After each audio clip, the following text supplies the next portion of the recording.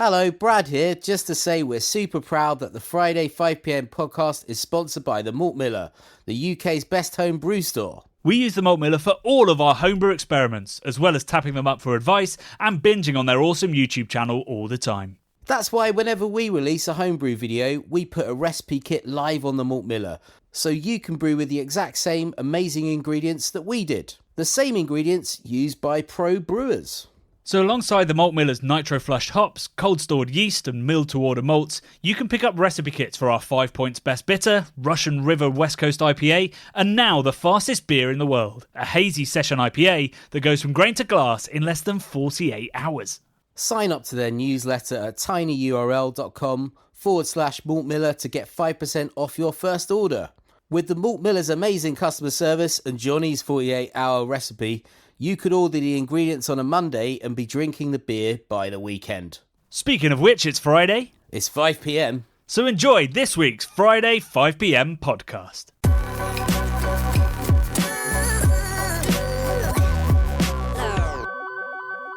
It's Friday, it's 5pm, we are here, we have beer, and we are here to help you get into your weekend. How you doing, Bradders? I'm good, man. I'm still, believe it or not, I'm still kind of jet lagged, so I've gone from...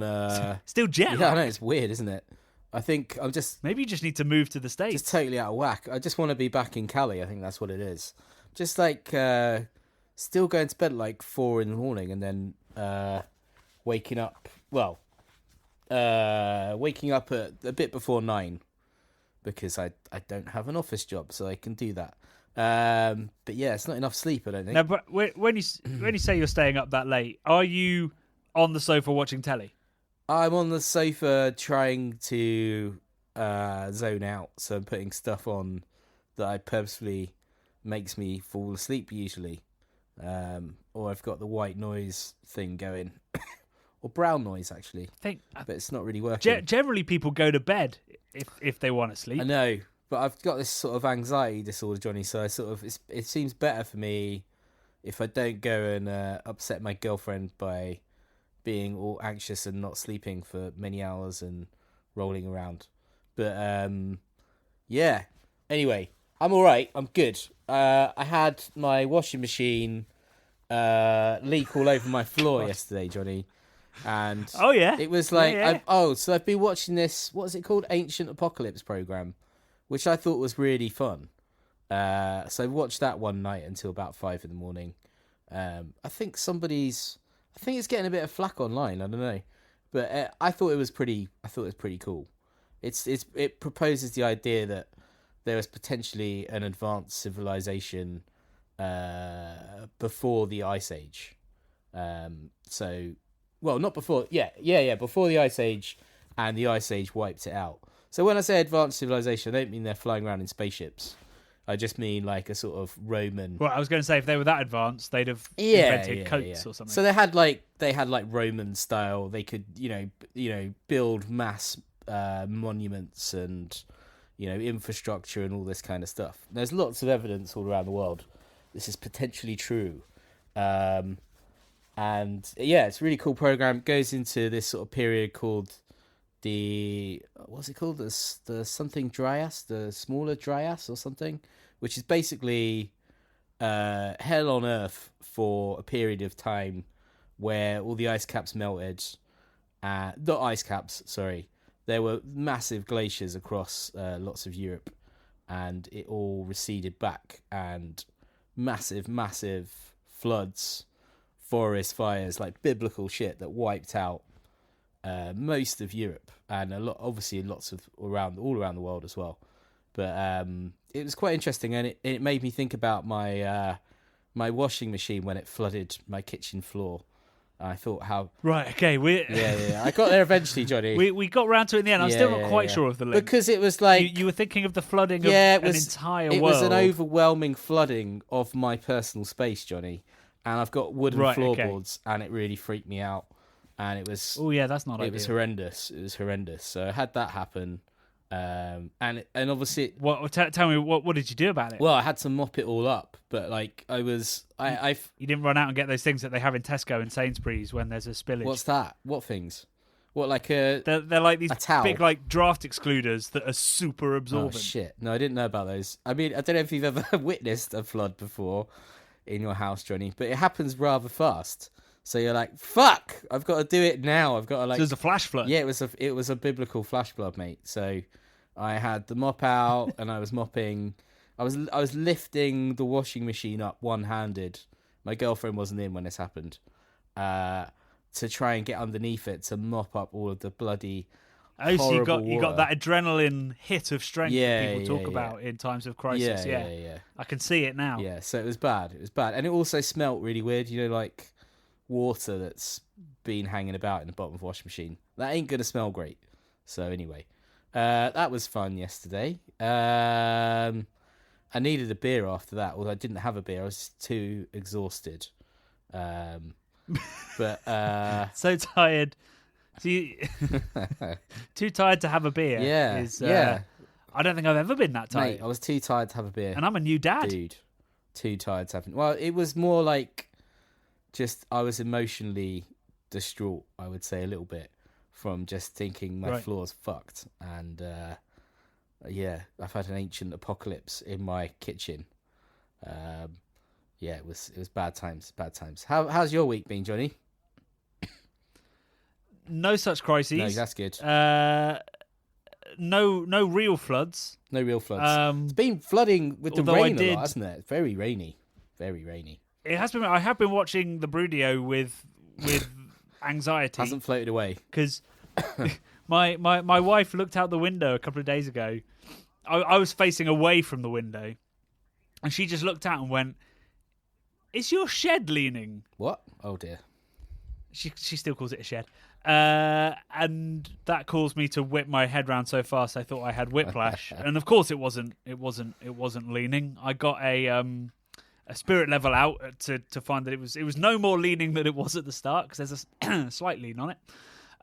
Which meant, I don't know if I've told people this, but I had to. So when I built the tiling that the brewery sits on, and I put little legs on it so that the water would drain forwards and I could mop it up. I had to make my stilts a little bit longer due to a slight lean in the Brudio caused by Johnny getting a little bit bored of digging foundations. Well, I didn't help you with the foundations, but I helped put the very structure together, Johnny. So at my stage, it's pretty straight. What have you done? What have you been up to in there? Huh? No, it definitely the lean arrived early Really? in the process. Oh.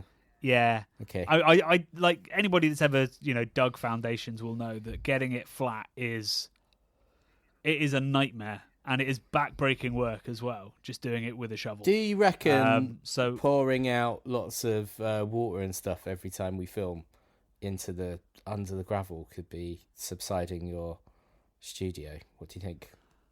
Oh, when we do the cooling? Yeah. I mean, I specifically built it so it would drain away. There's a good couple of inches of stone, and then there's like the plastic foundations. I forget the name of it, but that sort of stitch into the earth. I mean, possibly. I am still amazed that the Brudio is still standing. No, we did a good job there. So if it is just slowly leaning into submission, yeah, then I wouldn't be surprised. Well, there's always there'll be a fix if it does start leaning. We can rearrange it. Yeah. It's all good. You've got the well, you can hold it. You can hold it up, as we've learned. You can hold washing machines. Yeah, in times of crisis. Yeah. Just get the adrenaline Brudio will rush. be Exactly. only a little bit heavier. By the power of Grayskull, I will lift up the Brudio from one side. I'd be more worried about lifting that thing up from one side that it'd fall apart at that point than subsidence taking it. Yeah, if it does start to subside, we'll probably just have to embrace it like they did with the Tower of Pisa. Yeah. Just be like, this is our life now, and tourists can come and take stupid photos. Love it. You can't. That's not an invitation. Sounded like an invitation. We'll take stupid videos. Sounded like an invitation there, mate. Anyway, so the studio I don't think is subsiding. But I don't feel like I'm slowly starting to lean back like I'm on a roller coaster as I sit at my desk. Nice. Otherwise, yeah, what have I been up to? I went to the Burton. Well, I went to Burton. You did, didn't you? Went to Burton on Trent, and gave a talk about the future of English IPA, which was obviously very much based on our documentary about British IPA and the style that we kind of invented. So, yeah, I gave a talk that went down very well. We handed out samples of Now IPA, and a couple of people came up to me afterwards saying it was the best beer of the day compared to David Jessedarson's his decolonised IPA, Empire State of Mind, and a new beer from Allsops, who were one of the main Burton brewers back in the 19th century, and Jamie Allsop, who is the 7th great-grandson, I think, of the guy that founded Allsops, is trying to revive the brand. And he is... and our beer was better than his. That's good. It's good to know, eh? He's Kirsty Allsop's brother, is that right? Or cousin or something? Cousin, I think. So real posh, like her. Like, kind of... Yes, very much. Yeah. Very much. I mean, he came in... Well, actually, I mean, to be fair, it was quite a posh event, I would say. And there were lots of older folk who came very well dressed. Oh, yeah, Dickie bow ties. I did not. Nice. No. Actually, no, there was one. He was in a suit giving his talk, and then I sort of rocked up in a 5-year-old Topshop T-shirt that's got a hole in the back and gave my talk. Nice. But people still enjoyed the beer, so it was all good. Topshop. And then we went a lady's to... top shirt. You said Topshop. You know that Topshop has a men's... What you mean? Top man, you mean? I should have Top said. man, okay. Not that I'm like shaming you. You can wear a Topshop. I know you should be. I just thought it might be a bit tight. Nobody my age should have been shopping. Was it like what? Like was it like a belly top? We're talking sort of like a little skinny number. What do you reckon? Of all the questions, I've been to this historic moment celebrating 200 years of brewing IPA in Burton, and you asked me what the make of my T-shirt was and what the fit was it one of those ones where it's like a band that people don't really like, but it's a cool band, so they like buy a band T-shirt? Like I'm saying, like everyone's got Ramones. Yeah, they've like Nirvana or Metallica are like the classic sort of ones with Ramones and stuff like that as well. Was it one of those? No, I just had I was going to say a plain white tee, but isn't that a band as well? There's White Denim. Was there a band called Plain White Tee? That sounds about right. I remember White Denim. I think so. I think they did the Delilah. Hey now, Delilah, is it? Hey now. I don't know indie music. Interesting. So after that, I went to the sort of the unofficial Bass Tap. I don't think it was owned by Bass, but I think it might have been where the drinkers went. It was pretty much on the site and had Bass poured on gravity. Can't recommend it less. It was terrible. Fuck. Well, do you know what, mate? I can recommend some Bass. I reckon the best game on the Sega Dreamcast system was Sega Bass Fishing. That was sick. The fact that this isn't the first time you've talked about that game on the Dreamcast on this podcast just shows how far from beer we sometimes fall. It was so good. Did you ever play it? I think you said you did play it, right? You got the controller, you got a fishing controller. It was like, it was so good. Very, very sort of contemplative playing it until you reeled in a big one. Then you had to just like pedal like a bastard to try and get it in. Flick it up, wick it out. Yeah, it's great stuff. Woof. The number of... You done? The hours I whittled away. No, that was good. I think there was a tennis game on there that was pretty good. Soul Calibur, that was classic. It even came... The controller had like a little mini controller with a screen inside it. It was like a memory card, and you could pull it out, and it had a little screen on it. I can't remember whether there were games on it, but it was definitely like pretty cool. It was very advanced. It's great. I was watching a video about how Joe Rogan had made his podcast so successful, in brackets, despite being an utter wanker. How did he do it? He is a wanker, isn't he? Well, one of the ways that apparently he did it was by uploading all of his podcasts also to YouTube as vodcasts, and then making socially shareable little snippets that were then super socially shareable. Nice. I was just thinking maybe we need to do that, and maybe it just needs to be my face during these monologues you go off on. Reactional videos. Soliloquies, even, I'd call them. Oh, soliloquy. How poetic. Yeah. Well, I'll tell you what. Sega Bass Fishing was a poetic motherfucking game right there. Brilliant. You know. There we go. And sorry for the F-bombs again. Sorry. I know we've had complaints in the past, but Brad doesn't seem to have taken that on board. What can I say? This is us at our most wildest and loose, right? Loosey goosey. Is that the concept? Yeah, unedited. I guess Friday Pints is very much that. Where were we beforehand? Yes, I was giving an important talk, an important event in Burton. Ancient apocalypse, Johnny? No, back to the okay. And Bradley, Brad, I'm gonna hang up in a minute. So yes, we went to the Bass Tap. I had some terrible gravity poured bass. I mean, the beer was fine, but it just had zero conditioning to it, and I don't understand why people would ever really drink from gravity if they didn't have to. But it was still nice. I still had 3 pints of it, and then ate a pizza in my hotel room. Nice, classic. Dominoes have got worse. Oh, you got a Dominoes. Brilliant.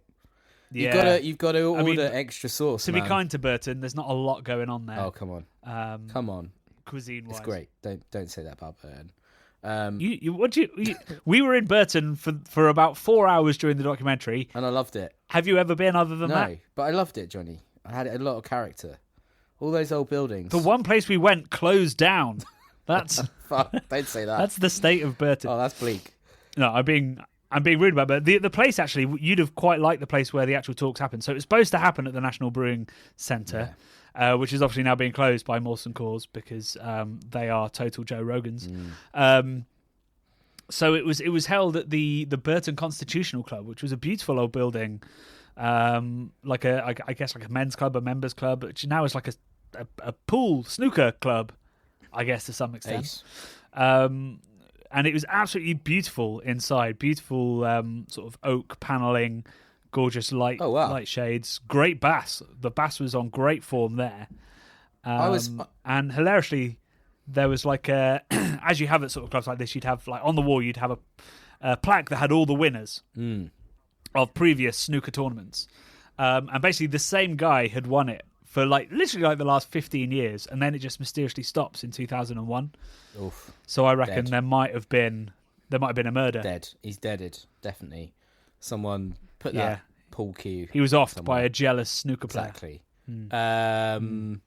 So I was picturing like Phoenix Nights until you said like wooden paneling.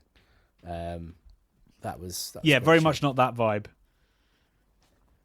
No, more the kind of place where you go in and assume that up until about 10 years ago you only spoke in racism. You know, I'm not laughing at that. I'm laughing at the fact that it sounds bad. Snooker man.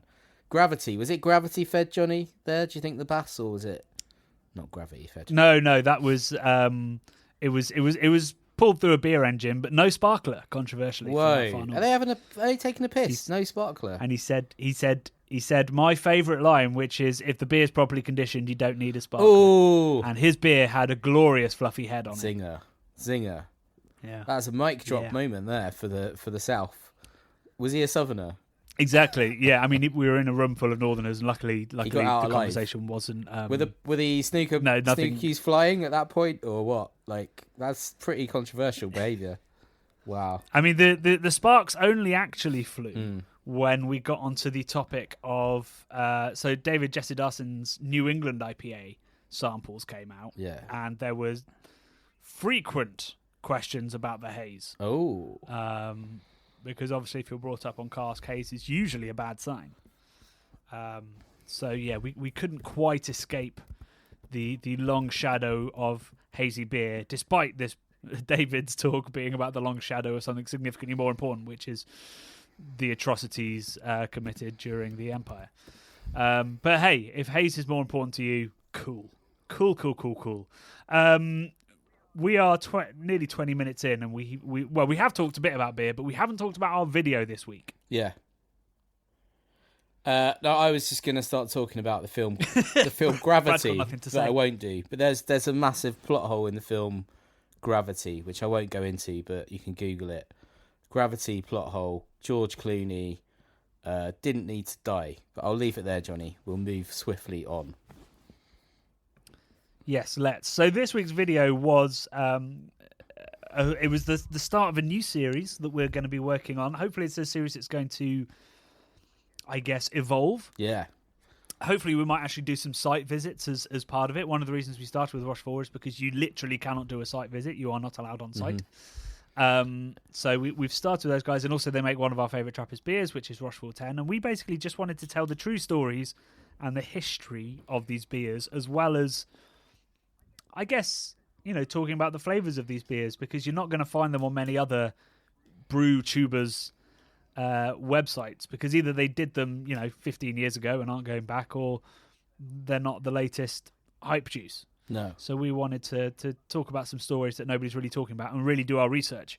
And I like to think that we did. I was worried it was too niche and too historical, and people have loved it. They've lapped it up. They've absolutely loved it, mate. You're not allowed on site at Rochefort. Is that the security monk detail? Are they got, exactly, yeah. They're stood on the door. Shoot on site permission from like the Pope or something. From God. From God.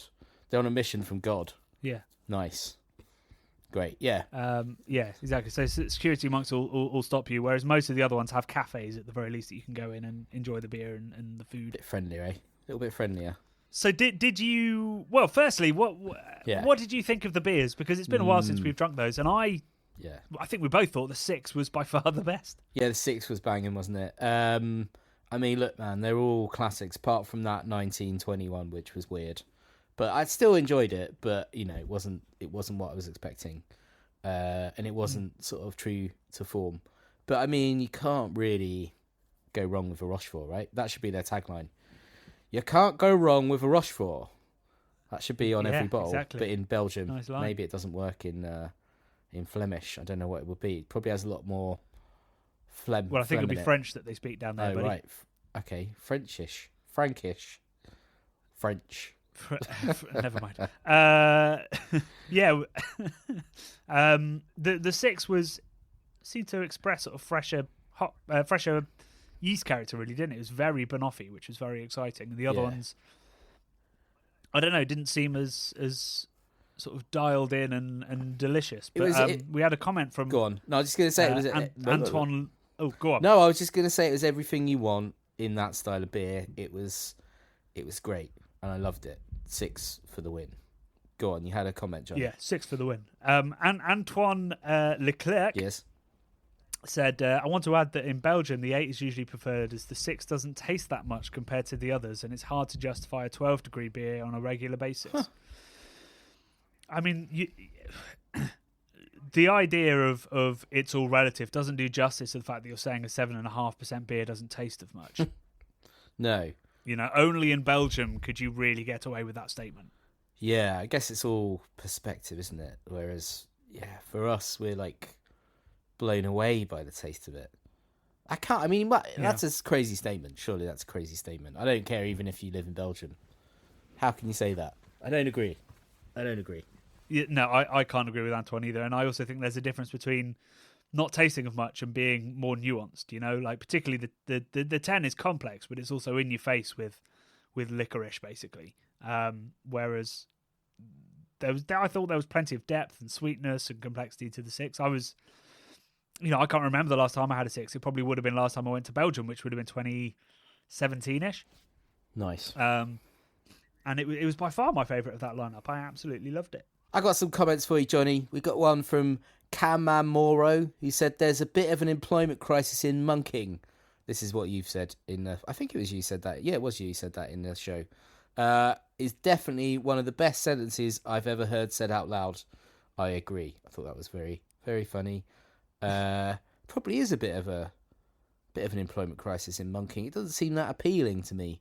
Have to sort of shut a lot of the fun things out of life and live a simple life. Maybe people want to live a simple life again. I don't know. Yeah, I don't know. Beer, like I say at the end, beer, cheese and bread sounds all right to me. Yeah. I mean, early starts, a lot of prayer, having faith in God. I don't have that. The religious-y bit, maybe I'd go like, nah, it's all right, guys. I don't really fancy... living a lie, wouldn't I don't really fancy the prayer bit again this morning. I'm just going to have a lie-in and then wake me up when the cheese comes out and the beer. And I'm up for the cheese and the beer and the bread. Oh, the bread! I love the bread too. Yeah, now maybe not. I don't think I could be a monk. We had another comment from Justin A. I love this channel. It's like the History Channel, but about beer. Last time I looked at the History Channel on TV, Johnny, there's hardly any history programs on it. It's like Florida swamp people. It's like reality TV shite. I swear, it's all reality TV nonsense.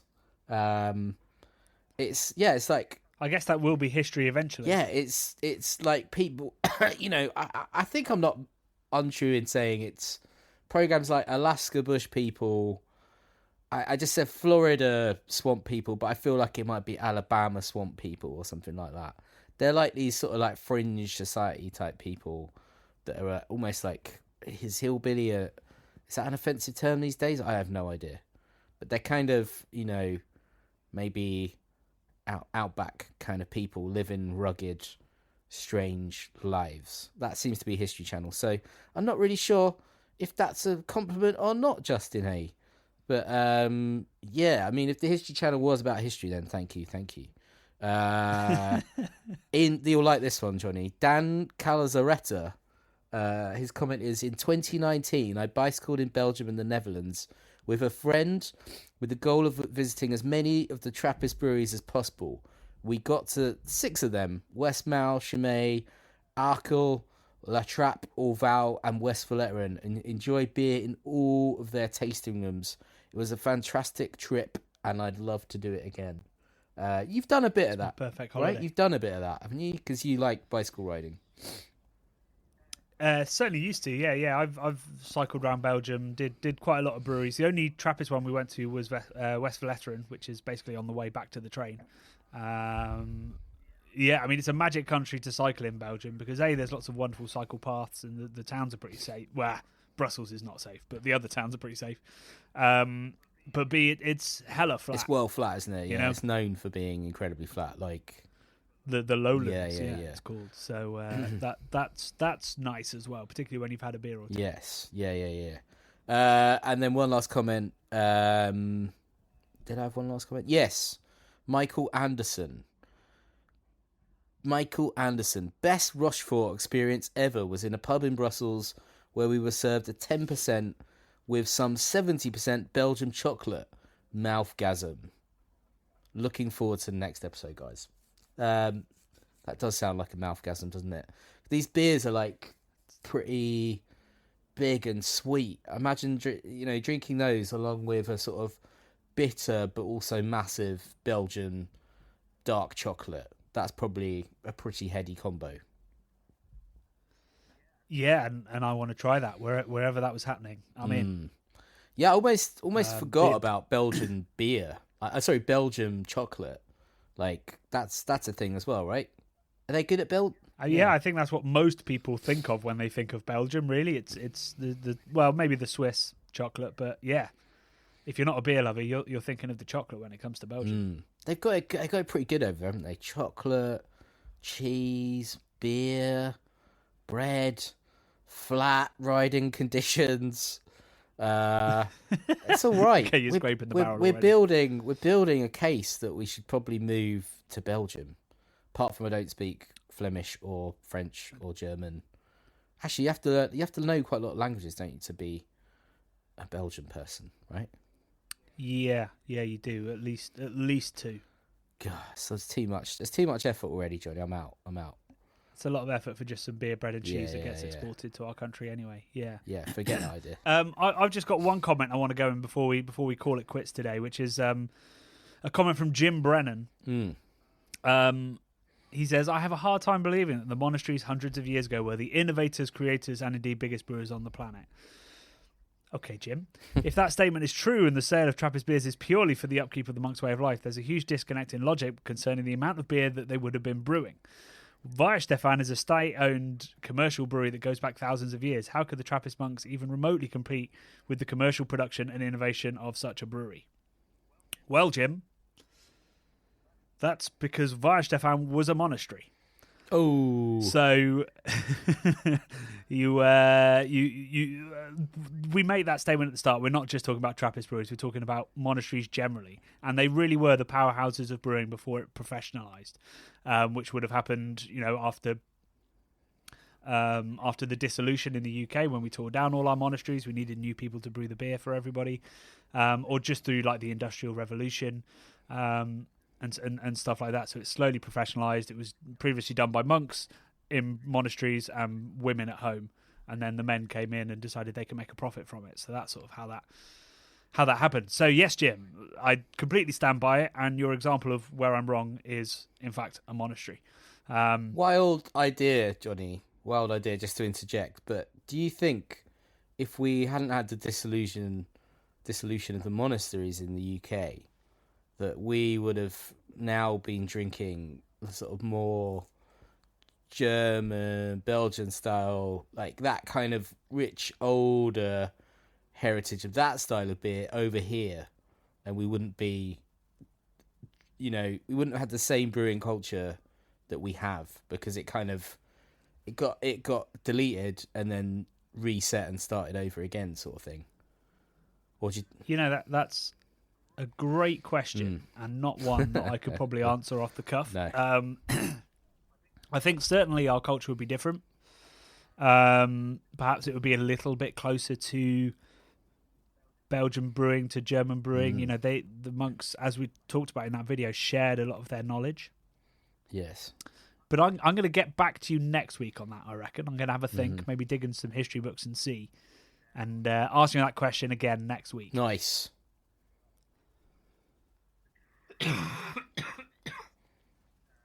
Right.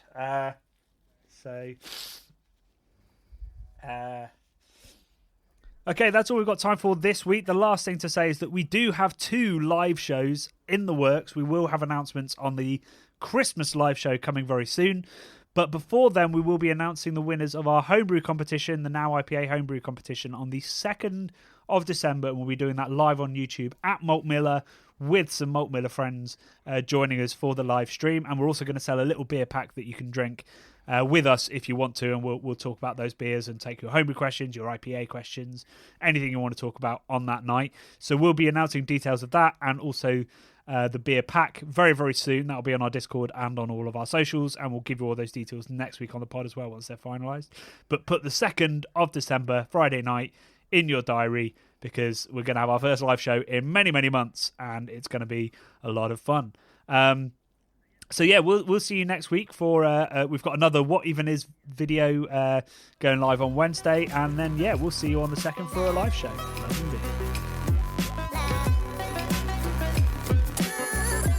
The Bubble and Friday 5pm podcasts are brought to you by the nerds behind YouTube's craft beer channel. You can watch over 400 mini documentaries at youtube.com/thecraftbeerchannel. And if you love what we do, support us via Patreon and get access to merchandise and our amazing Discord forum, a positive and welcoming space for everyone who loves beer, food, and homebrewing. Love and beer.